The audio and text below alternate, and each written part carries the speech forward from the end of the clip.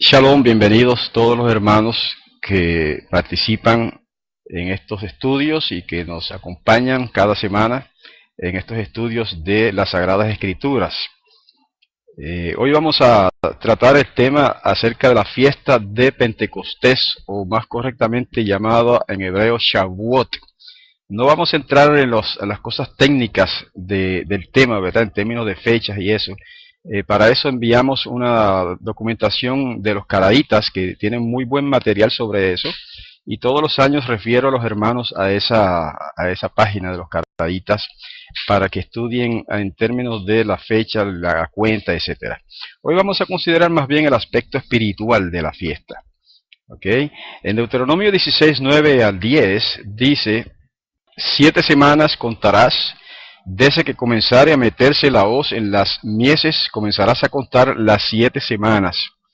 Y harás la fiesta solemne de las semanas a Yahweh tu poderoso, de la abundancia voluntaria de tu mano será lo que dieres, según Yahweh tu poderoso te hubiere bendecido. Y en Éxodo 34:12 dice: también celebrarás la fiesta de las semanas, la fiesta de las primicias de la siega del trigo. En ese pasaje donde dice 7 semanas, en realidad el hebreo dice 7 Shabbatot, 7 sábados. Así que, pero ya hemos estudiado sobre eso antes. Vamos a ver algo sobre la cuenta regresiva hasta el Sinaí. El periodo llamado el Omer, ustedes saben que comienza desde el día siguiente al sábado semanal de la Pascua, o sea, el sábado semanal que cae dentro de la fiesta de los ácimos, y continúa hasta Shavuot, o sea, hasta lo que llaman en griego Pentecostés. La Torah nos manda que contemos 7 semanas, o sea, 7 sábados, 7 semanas completas, a partir del día en que se presenta la ofrenda del Omer, como está escrito. Otra vez citamos de Levítico 23, y 15 al 17 y 21. Dice: y contaréis desde el día que sigue el sábado, desde el día en que ofrecisteis la gavilla de la ofrenda mecida, 7 semanas temimot cumplidas serán. Hasta el día siguiente del séptimo sábado contaréis 50 días. Entonces ofreceréis el nuevo grano a Yahweh.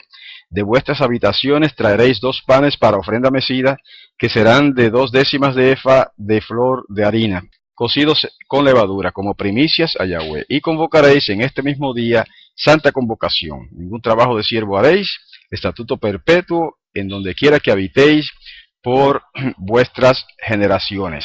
El periodo entre Pesaj, o sea, la Pascua, y Pentecostés, o Shavuot, vino a ser conocido como el Omer, por un cierto ritual, ¿no?, de contar los días, 50 días, contar las 7 semanas, etcétera.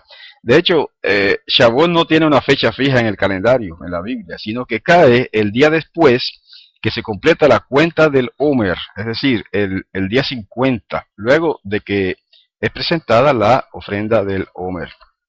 Vamos a ver algo sobre la ceremonia de la cuenta del Omer.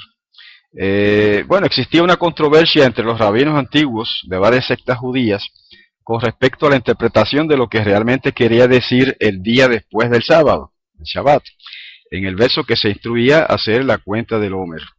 De acuerdo a los rabinos, el Shabbat se refiere no al sábado semanal, sino a la primera fiesta de la Pascua, o Pesaj, esto es el día 15 de Nisán, el primer día de los panes sin levadura, el cual Yahweh designó como un gran sábado, Shabbatón. Por esta razón, tradicionalmente se comienza la cuenta del Omer, en el judaísmo tradicional, el día 15 de Nisán. Varios grupos, comenzando con los saduceos del primer siglo y continuando con los caraítas de la Edad Media temprana, interpretaban que la palabra Shabbat en ese pasaje se refería al sábado semanal que caía en el periodo de la Pascua, o sea, más bien de ácimos. Y la implicación de esta interpretación es que la fiesta de Shavuot o Pentecostés, que cae en el día después de la cuenta del Omer de 49 días, siempre ocurriría en el primer día de la semana.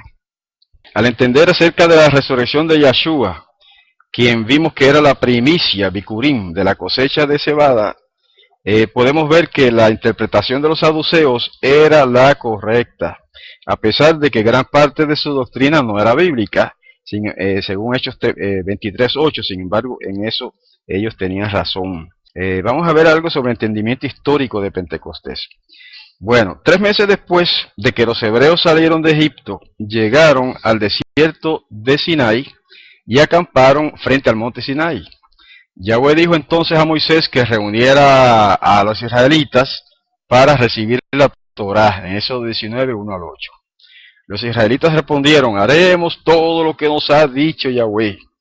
En hebreo estas palabras son Naaseh Benishma, que significa más o menos estamos de acuerdo en hacerlo, antes de haberlo oído. Entonces Moisés les dio a los hebreos 2 días para purificarse, lavar sus ropas y prepararse para recibir la Torá al tercer día.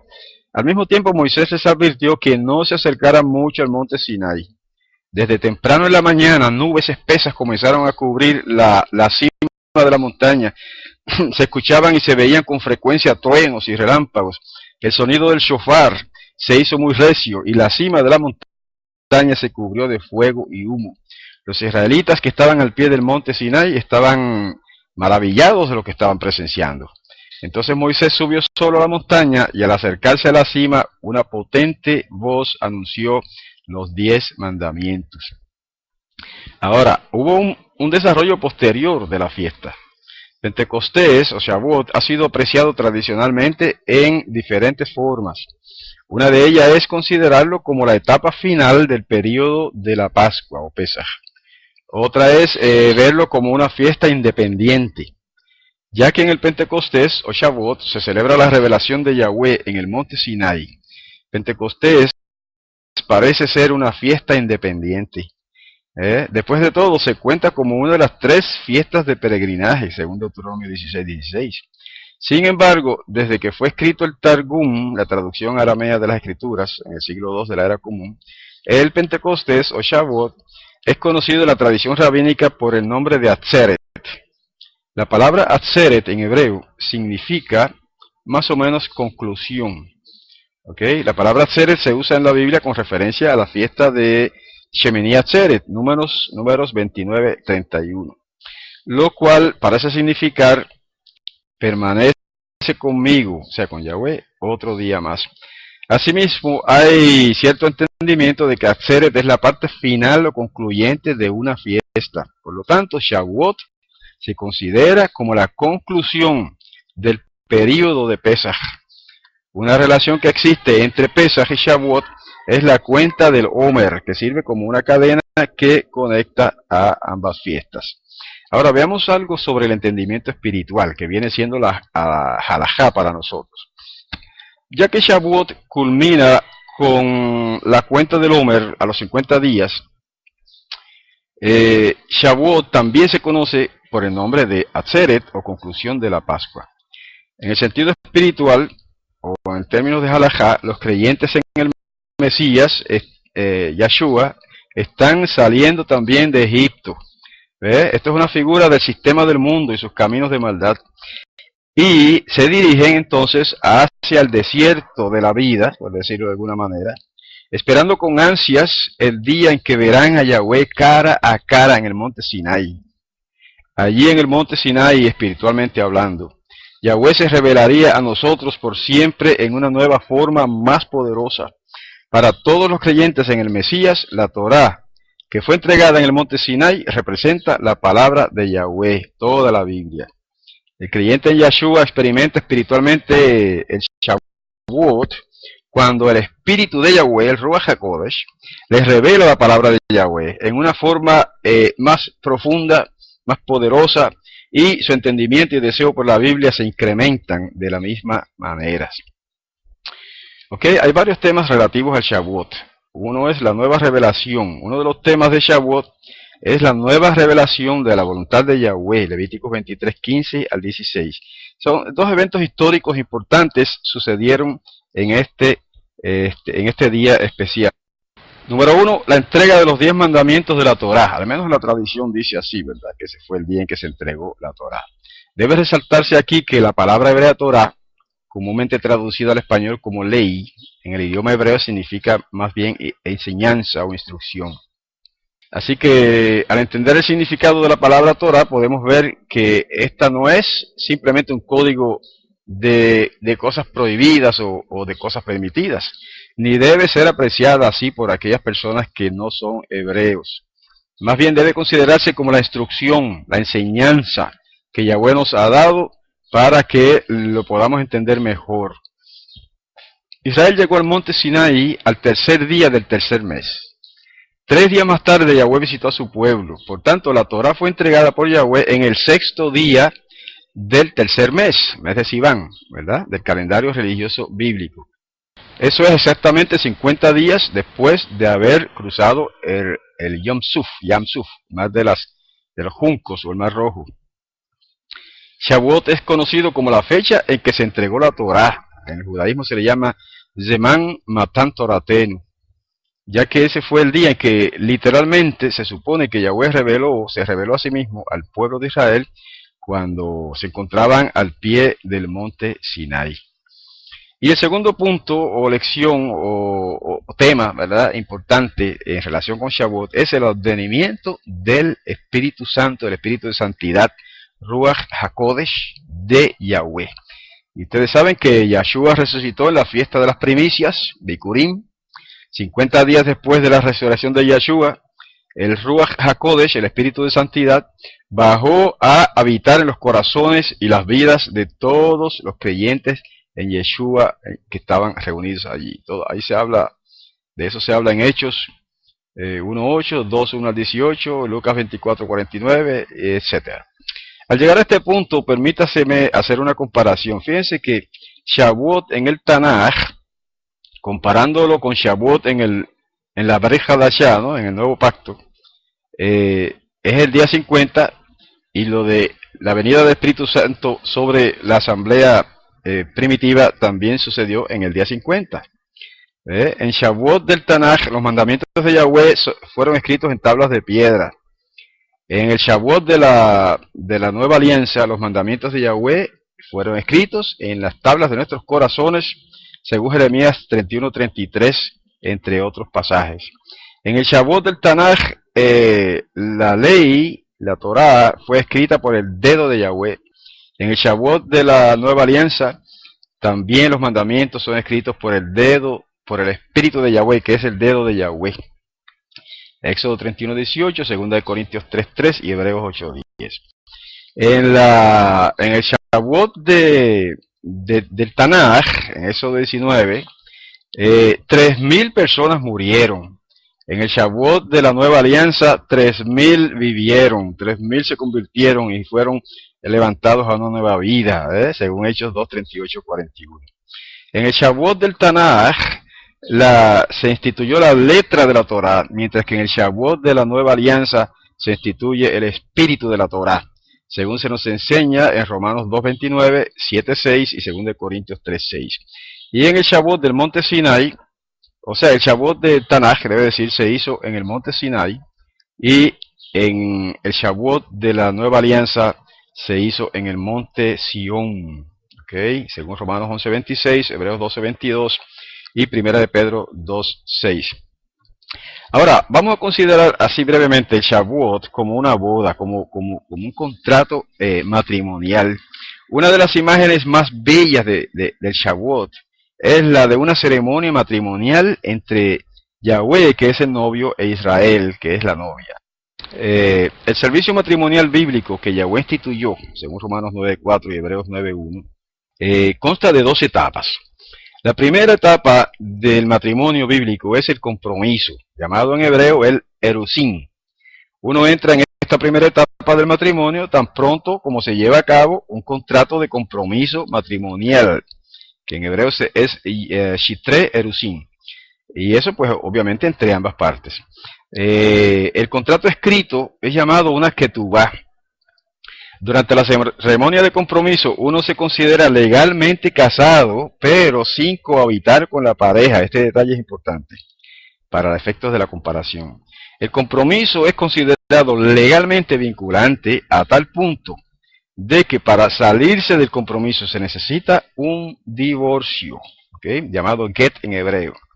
De hecho, al tener un mayor entendimiento del idioma hebreo, podemos apreciar que el compromiso es legalmente vinculante. Para Yahweh, el hebreo es un idioma puro, según Sofonías 3:9, y nos permite, hermanos, entender verdades espirituales más profundas en la Biblia, que nos sería más difícil comprender de otra manera. La palabra en hebreo para compromiso es erusin, que viene del verbo hebreo aras. Aras está relacionada con la palabra hebrea azar, que significa atar o vincular. Con ello podemos apreciar que el idioma hebreo nos está diciendo, hermanos, que el compromiso matrimonial es legalmente vinculante. El compromiso matrimonial está mencionado en la Torá en Éxodo 21:8, Levítico 19:20 y Deuteronomio 20:7. La segunda etapa del matrimonio es la consumación del matrimonio. Esta etapa es conocida como Nesuim. ¿Ok? Bueno, la Biblia nos dice en Jeremías 2:2 que en el monte Sinai Yahweh se comprometió con Israel, ¿ya? Como está escrito en Jeremías 2:2-3, que dice: anda y clama a los oídos de Jerusalén, diciendo, así dice Yahweh, me he acordado de ti, de la fidelidad de tu juventud, del amor de tu desposorio, cuando andabas en pos de mí en el desierto, en tierra no sembrada. Santo era Israel a Yahweh, primicias de sus frutos. Qué lindo pasaje y muy poético. En Éxodo 19, cuando Yahweh llevó al monte Sinai a los hijos de Israel, guiados por Moisés, Yahweh se comprometió con Israel. Ese fue el momento del compromiso. En el monte Sinai, Yahweh entregó la Torá a Israel. En ese momento estaba estableciendo un contrato matrimonial, una ketubá con Israel. La ketubá, o contrato matrimonial escrito, representa el libro del pacto. El matrimonio es un pacto y este es el libro del pacto que Moisés escribió antes de la revelación en el monte Sinai. El libro del pacto delineaba las obligaciones que debían cumplir Yahweh e Israel, tal como la ketubá describe las obligaciones entre marido y mujer. Así Yahweh hizo entonces un contrato matrimonial con Israel, en Éxodo 19, 3-7. Bueno, en Éxodo 19:8, Israel aceptó la propuesta matrimonial de Yahweh. Israel respondió en Éxodo 19:8 diciendo, todo lo que Yahweh ha dicho, haremos. Naaseh benishma. ¿Ok? Estamos de acuerdo en hacer, aún antes de haberlo oído. En Éxodo 19:2, Israel acampó delante de Yahweh.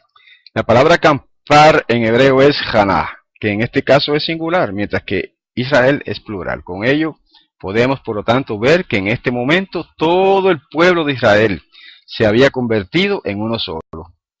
Esto es un requisito absolutamente necesario en un matrimonio, hermanos. Cada boda debe contar, además, con dos testigos. Ellos son llamados los amigos del novio. Uno está a cargo del novio y el otro a cargo de la novia. En Éxodo 19:17, a Moisés se le considera como uno de los dos testigos cuya labor es escoltar al novio hasta la Jupá, que viene siendo el monte Sinai. Para que la ketubá, que es el contrato escrito entre esposo y esposo, sea considerada legal para ser válido el matrimonio, debe ser firmada por dos testigos, amigos del novio. Esa es la tradición hebrea, ¿verdad? Estamos haciendo una comparación espiritual entre la tradición hebrea del matrimonio y el contrato entre Yahweh e Israel. Así que podemos ver que Moisés era uno de los dos testigos, y así que tuvo que haber firmado la ketubá, la Torá, para que el matrimonio entre Yahweh e Israel fuera consumado. Sin embargo, cuando Moisés regresó de estar con Yahweh en el monte Sinai, él no firmó la ketubá, la Torá. ¿Qué fue lo que hizo? Más bien quebró las dos tablas de piedra. Las tenía en su mano derecha, según Éxodo 32:19, las lanzó al suelo y las quebró, sin haber firmado la ketubá que Yahweh había hecho para Israel. Por lo tanto, no permitió que Israel consumara el matrimonio con Yahweh. Moisés rompió las dos tablas cuando vio que Israel estaba adorando el becerro de oro, siendo infiel a su matrimonio. Ok, vamos a ver el entendimiento espiritual de esto, la halajá para nosotros. ¿Qué significado tiene la boda con respecto al Mesías Yahshua? ¿Y cuál es la aplicación personal o la halajá que podemos derivar de ello? Bueno, el Mesías Yahshua es el novio de la asamblea, y los creyentes en el Mesías son la novia.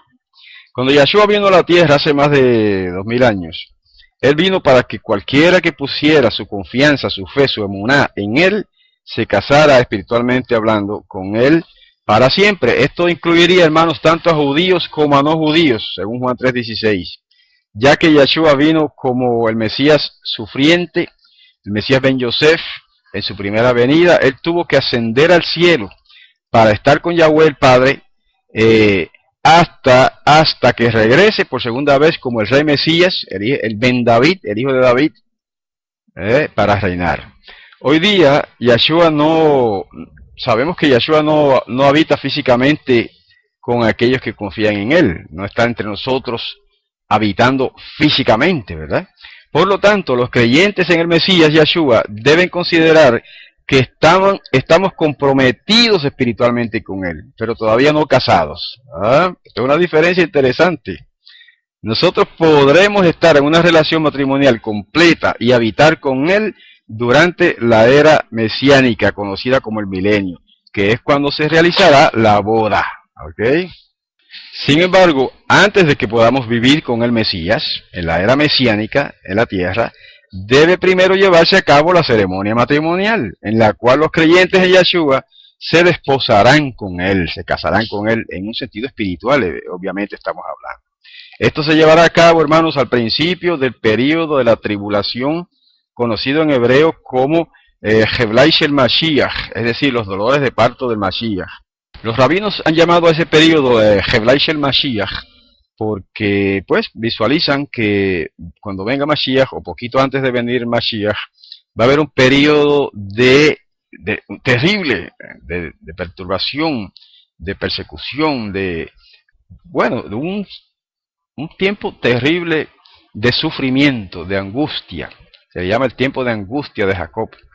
Bueno, vamos a ver algo sobre el derramamiento del Espíritu Santo de Yahweh, Ruach HaKodesh. En Éxodo 19:19, fíjense que se hizo una trompeta, ¿verdad? Un shofar. La trompeta sonó cada vez más fuerte. En Éxodo 19:19 dice, y Elohim le respondía con voz tronante. Y en Éxodo 20:18 dice, todo el pueblo observaba el estruendo y los relámpagos. Interesante, una escena espantosa y terrible, ¿verdad? Con todo ese ruido, todo ese sonido de trompetas, de shofarín, etcétera. Ahora, es curioso, voy a leerles ahora una cita rabínica, porque establece una relación curiosa e interesante. En el Midrash dice, escrito por el rabino Moshe Weissman, el autor de este Midrash escribe lo siguiente y citamos. En la ocasión del Matán Torah, la entrega de la Torah, los Bene Israel, o sea, los hijos de Israel, no solo oyeron la voz de Hashem, o sea, de Yahweh, sino que también pudieron ver las ondas sonoras que emanaban de la boca de Hashem. Ellos pudieron visualizarlas como una sustancia ardiente. Interesante, noten eso. Cada uno de los mandamientos que provenía de la boca de Hashem, o de Yahweh, viajaba alrededor de todo el campamento y luego se posaba sobre cada hebreo en lo individual, preguntándole, ¿aceptas tú este mandamiento con sus respectivas halajot o leyes? Cada hebreo respondió afirmativamente luego de oír cada mandamiento.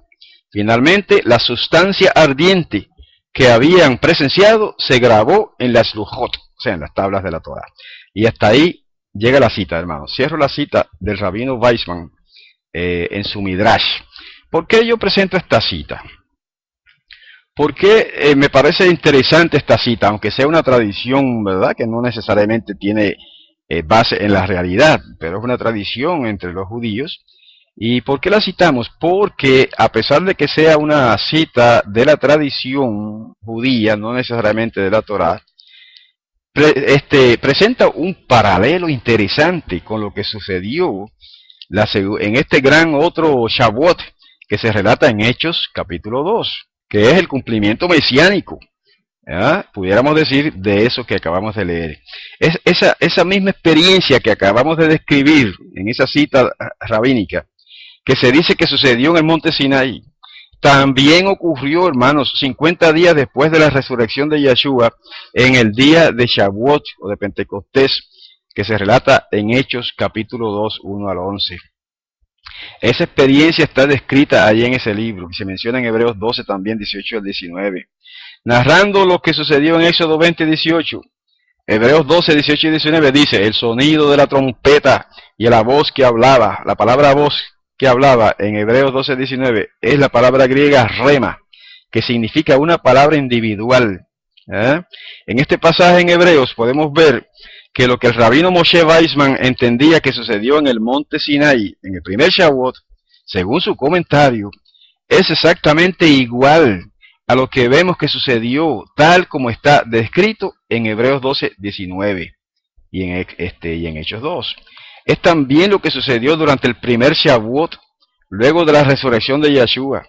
En ese Shavuot el grupo de personas también era como uno, se lo dice en Hechos 2, 1 y 2. Cuando Yahweh derramó su Santo Espíritu, la Ruach HaKodesh, en ese día, nuevamente las personas hablaron los diferentes idiomas del mundo.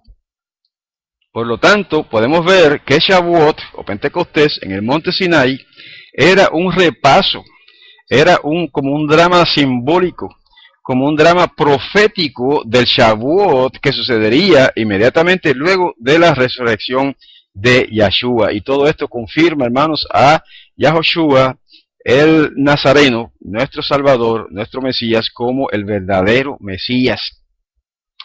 Vamos a notar algo sobre la primera trompeta. La primera trompeta o shofar de Yahweh. Nuevamente en Éxodo 19:19 sonó una trompeta, un shofar.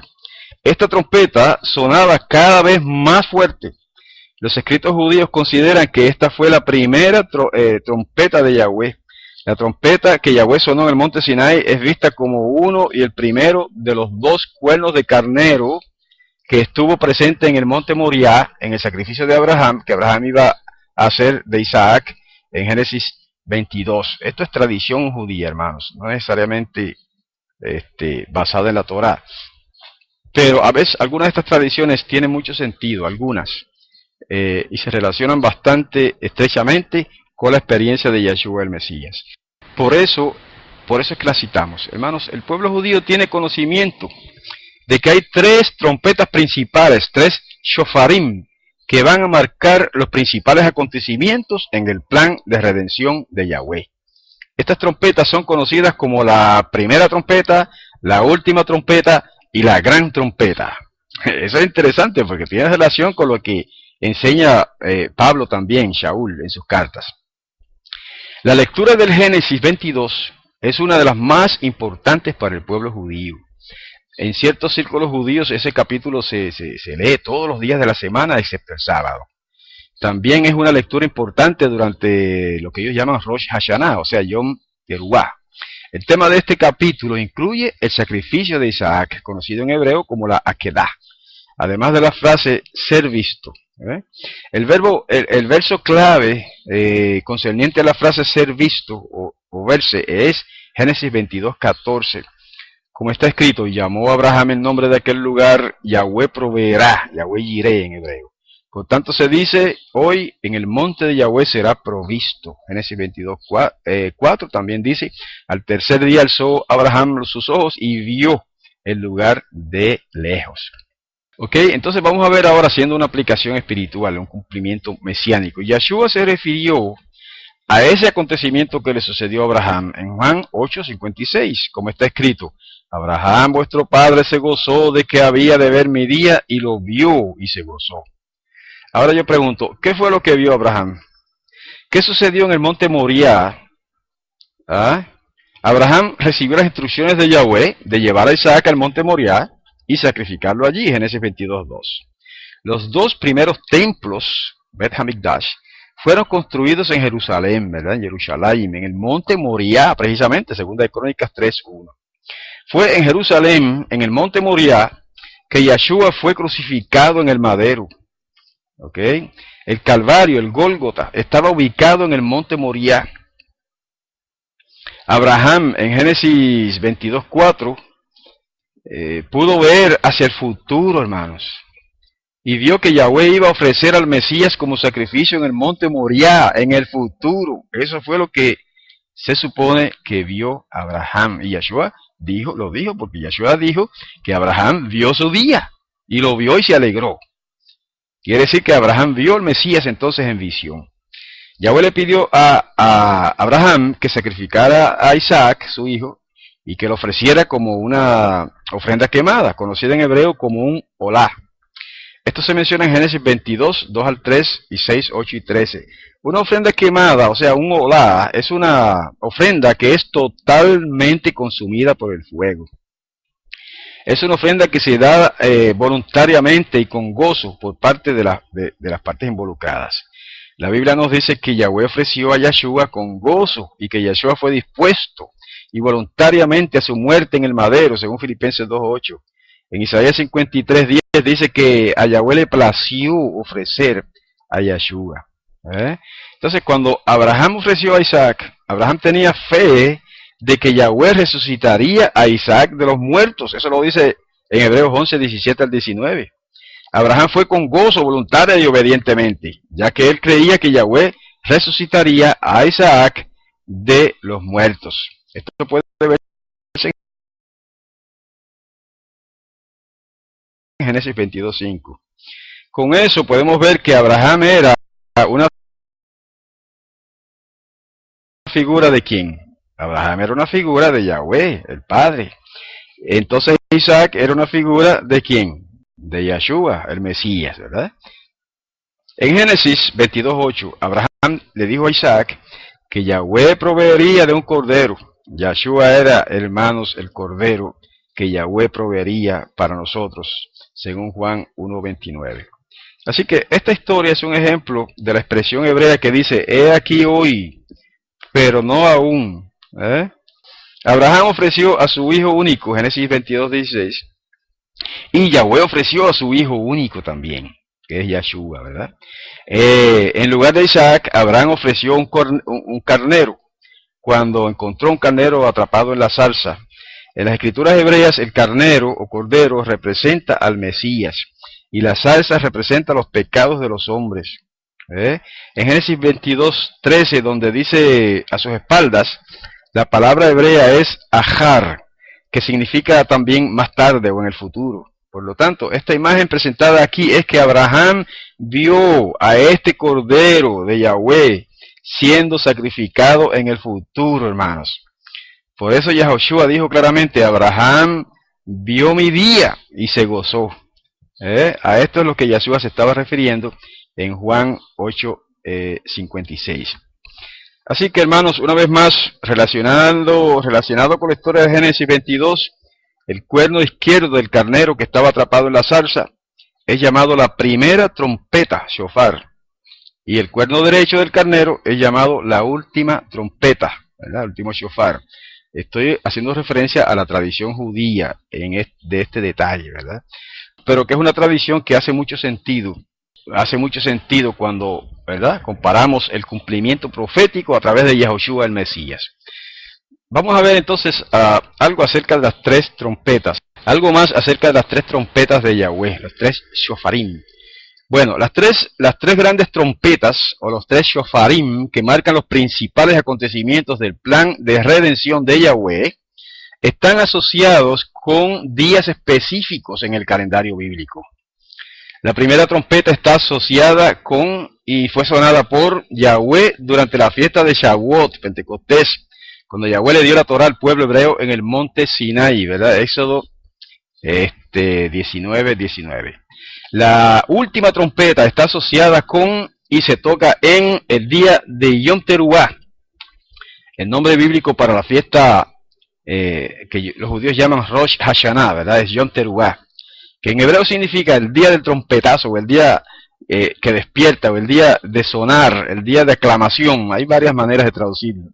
Esta trompeta, o shofar, es la mencionada por el apóstol Pablo en 1 de Corintios 15, 51 a 53. ¿Okay?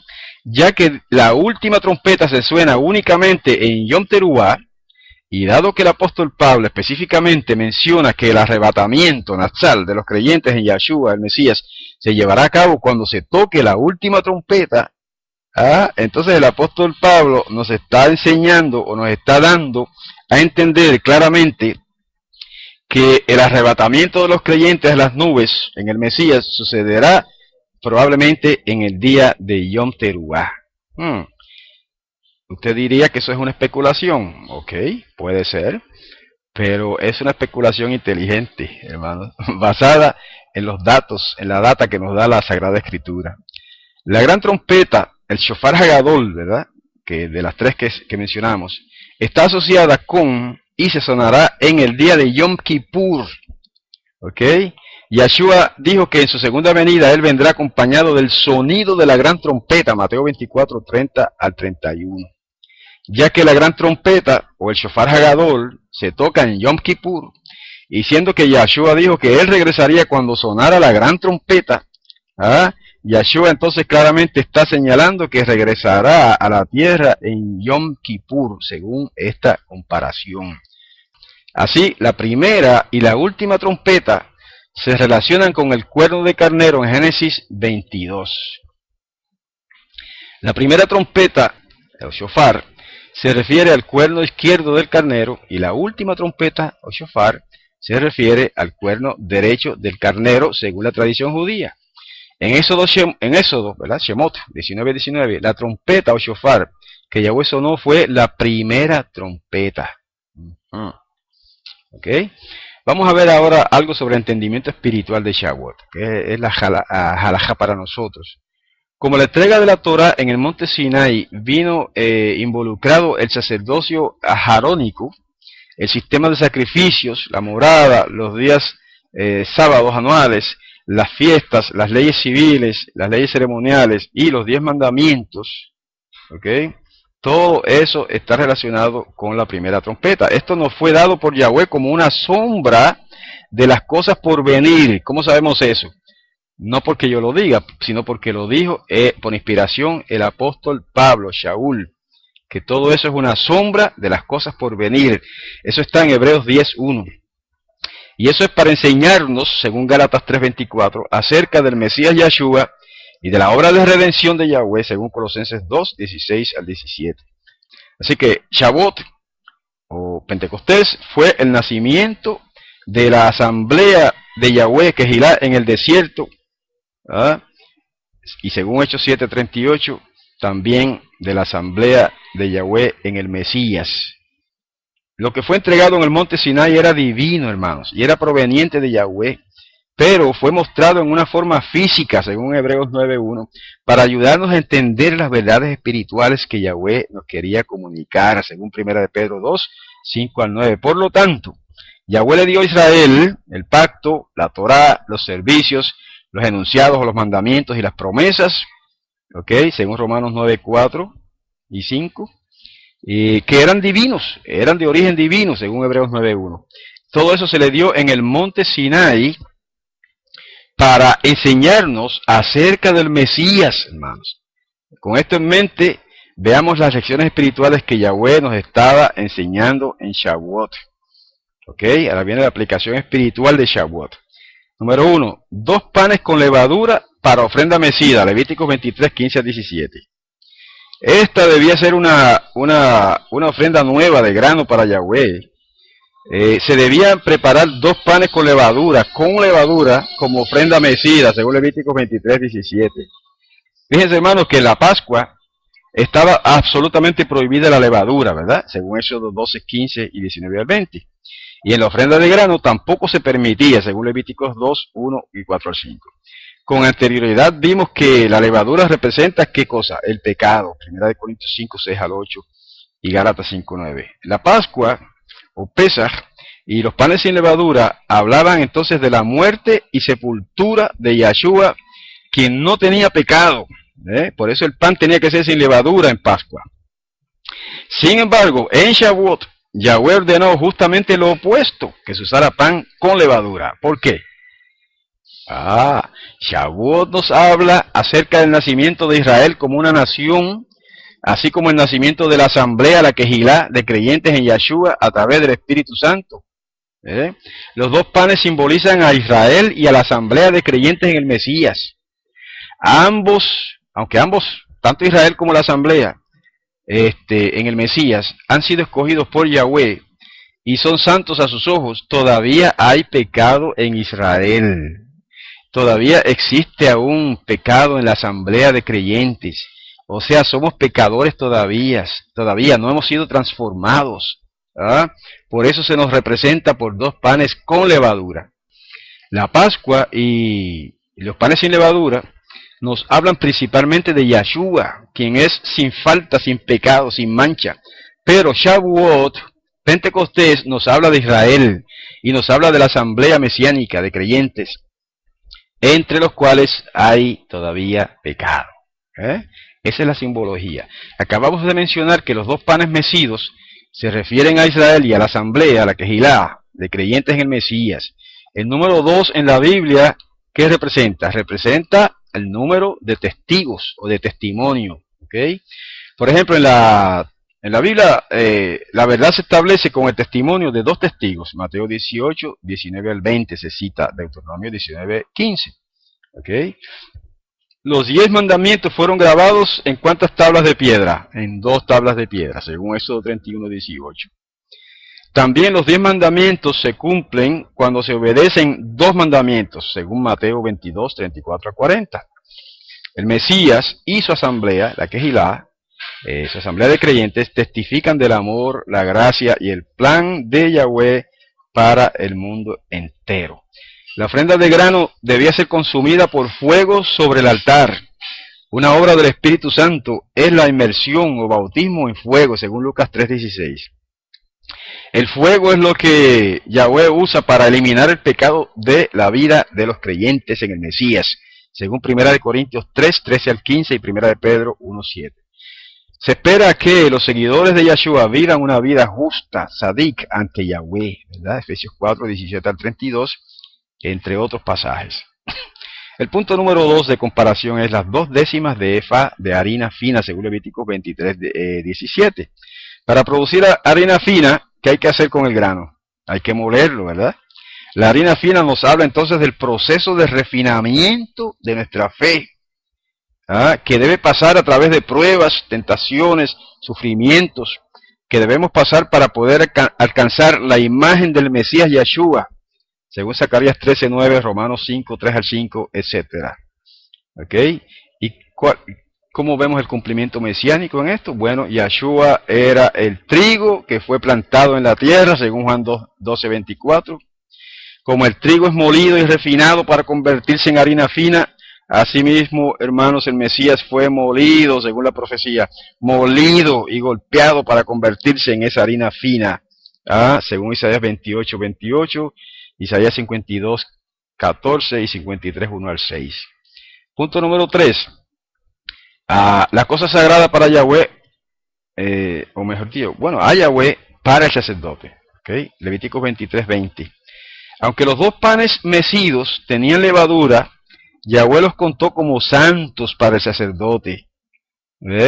Como mencionamos anteriormente, los 2 panes mecidos que el sacerdote mecía representaban a Israel y a la asamblea de creyentes en Yahshua. Tanto los creyentes judíos en Yahshua, representados por Israel, como los creyentes no judíos, representados por la asamblea, están conformados por individuos que tienen levadura. Nosotros continuamos siendo pecadores, hermanos. Eso es una realidad, a pesar de ser creyentes en el Mesías. Aunque somos pecadores perdonados, eso sí, pero pecadores todavía. Sujetos a pecado, sujetos a la debilidad de la carne. No obstante, el pecado, dado que somos creyentes en Yahshua y que buscamos servirle y amarlo de todo corazón, somos considerados santos ante Yahweh, hermanos. Y esa es la diferencia. El punto 4, que es un estatuto perpetuo, según Levítico 23:21. El Espíritu Santo vino a habitar en el creyente en Yahshua para siempre. Eso está en Juan 14, 16 al 17. Por lo tanto, los creyentes en Yahshua deben vivir una vida, una continua experiencia de Shavuot, ¿okay? Una continua experiencia de Pentecostés en forma diaria. ¿Okay? Y el punto 5 a considerar es la fiesta de la cosecha de los primeros frutos. Según Éxodo 23:16, 34:22 y Números 28:26, Shavuot es una fiesta de cosecha. ¿ok? Shavuot, Pentecostés, es llamada la fiesta de las semanas, es llamada también la fiesta de la cosecha, o la fiesta de las primicias incluso, o los primeros frutos, los bikurim. La Pascua era la cosecha de ¿qué? De la cebada, mientras que Shavuot es la cosecha del trigo, ¿ok? Israel era llamado la tierra de la cebada y el trigo, Deuteronomio 8, 7 al 8. La cosecha primaveral del trigo y la cebada proceden de la gran cosecha en el otoño. La fiesta de la recolección, que se menciona en Éxodo 23, 16. Tanto las cosechas de la primavera como las de otoño dependían de que las lluvias cayeran en el momento adecuado. La lluvia del otoño es llamada lluvia temprana. Cuando vean ustedes esa frase en la escritura, la lluvia temprana, esa es la lluvia de otoño, septiembre, octubre, noviembre. La de la primera es llamada la lluvia tardía. ¿Okay? La lluvia temprana es mencionada en Deuteronomio 11, 10 al 15.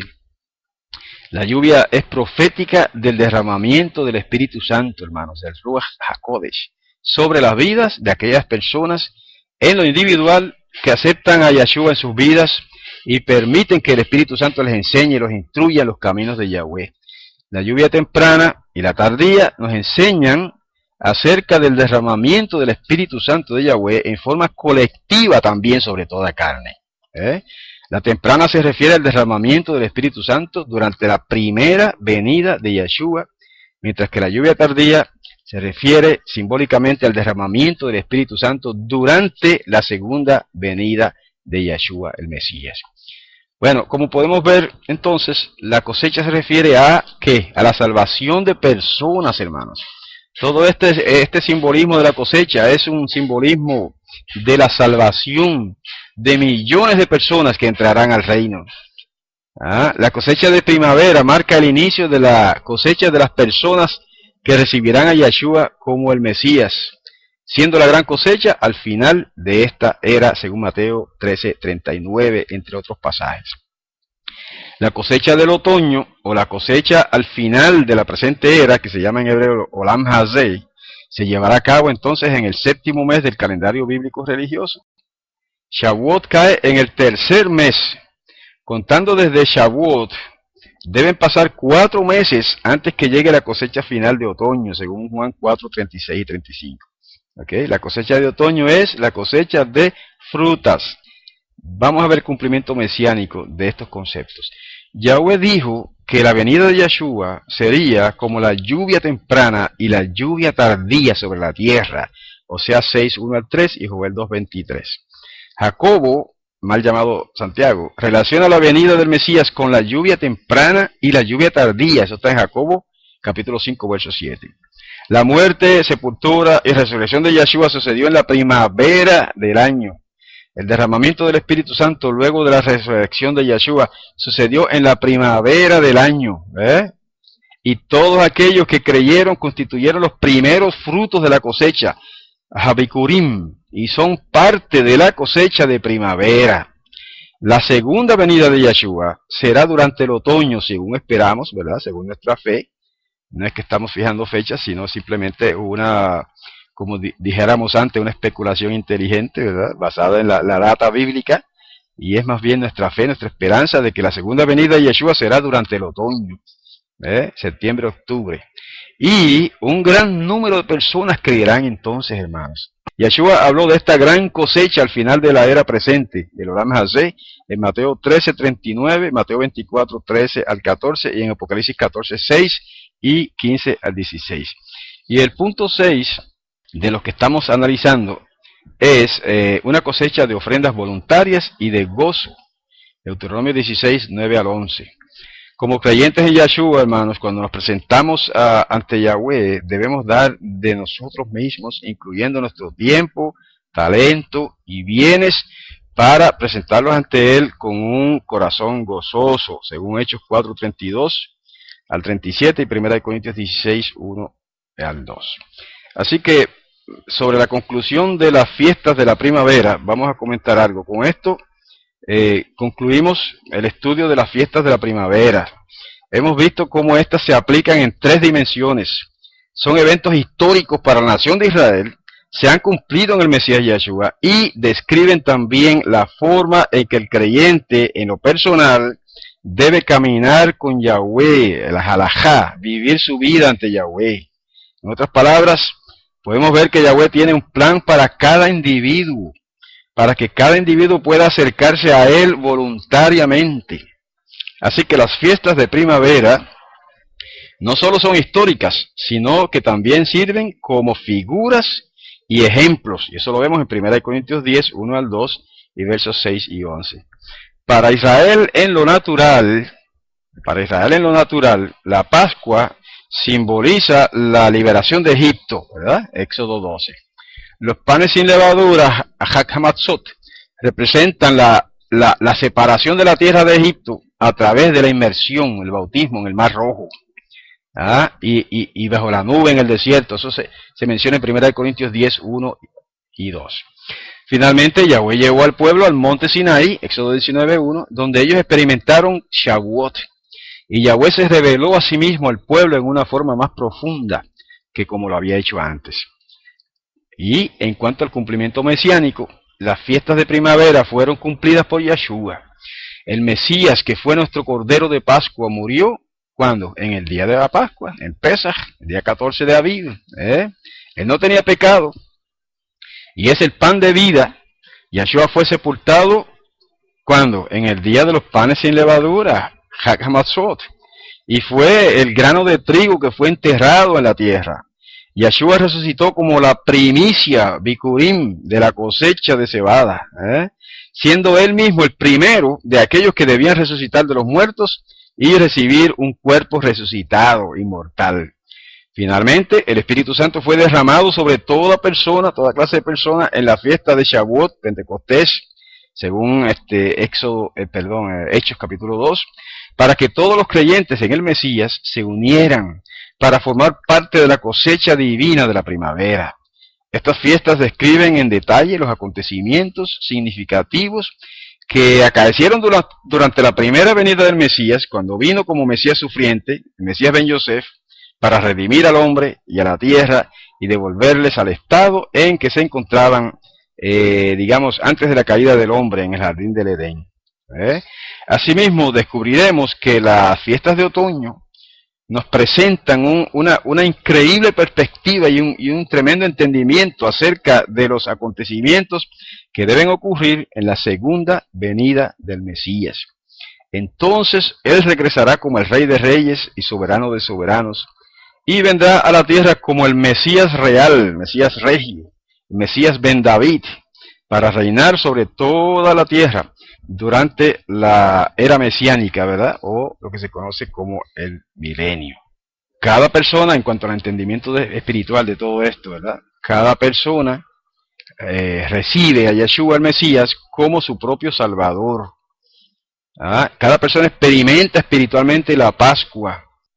Cada persona experimenta el Pesaj. Entonces debe huir de Egipto, que es el sistema de maldad del mundo y sus caminos, y poner su fe y confianza, la emuná, en el Mesías, el Cordero de Yahweh, y permitir que Yeshua sea la puerta de su corazón.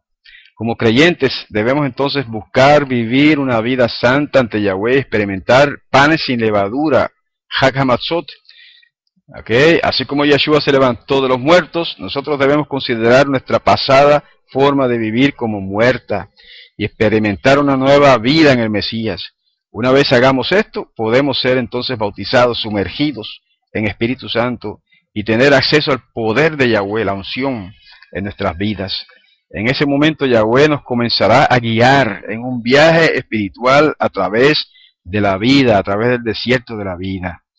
Aunque experimentemos desilusiones amargas y problemas en la vida, hermanos, si logramos mantener nuestra vista puesta en Yahweh, Él nos llevará a la Pascua, al Pesaj, a Shavuot, Pentecostés, donde Él nos revelará sus caminos y su palabra, la Biblia, en una forma más profunda y progresiva.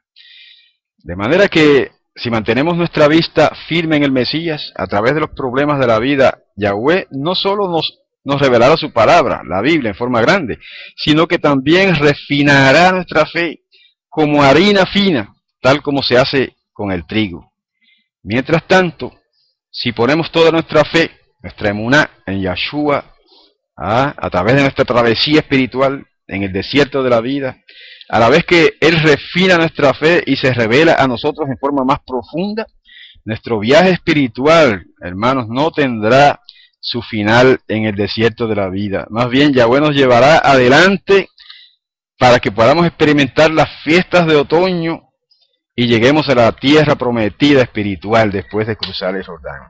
Cuando experimentemos las fiestas del otoño que vienen en octubre, septiembre-octubre, ¿ok?, que las vamos a estudiar próximamente, cuando experimentemos esas fiestas en forma espiritual, especialmente la fiesta de las cabañas, Sukkot, y lleguemos a la tierra prometida espiritual, entonces Yahweh bendecirá nuestras vidas de una forma increíble, mientras vivamos por Él y le sirvamos.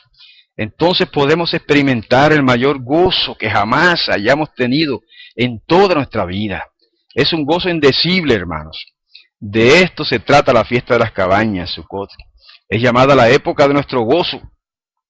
Y este gozo es el que debemos esperar cuando aprendamos acerca de las fiestas del otoño en los próximos meses. Y sobre eso estaremos estudiando en los próximos meses hasta que lleguemos a ese bendito, precioso final de la fiesta de las cabañas que representa el reino mesiánico de nuestro Salvador. Quiero compartir, hermanos, que toda esta exposición está basada en un escrito de una corporación hermana nuestra, amiga nuestra, que se llama Hebraic Heritage Ministries International, ¿okay? Ministerio Internacional de la Herencia Hebraica. Agradecemos a estos hermanos los datos presentados en esta alocución de hoy, y les invitamos, hermanos, a que nos acompañen nuevamente el próximo Shabbat en este mismo lugar a través de este sistema de TeamSpeak, para que continuemos con otros hermanos, con otros maestros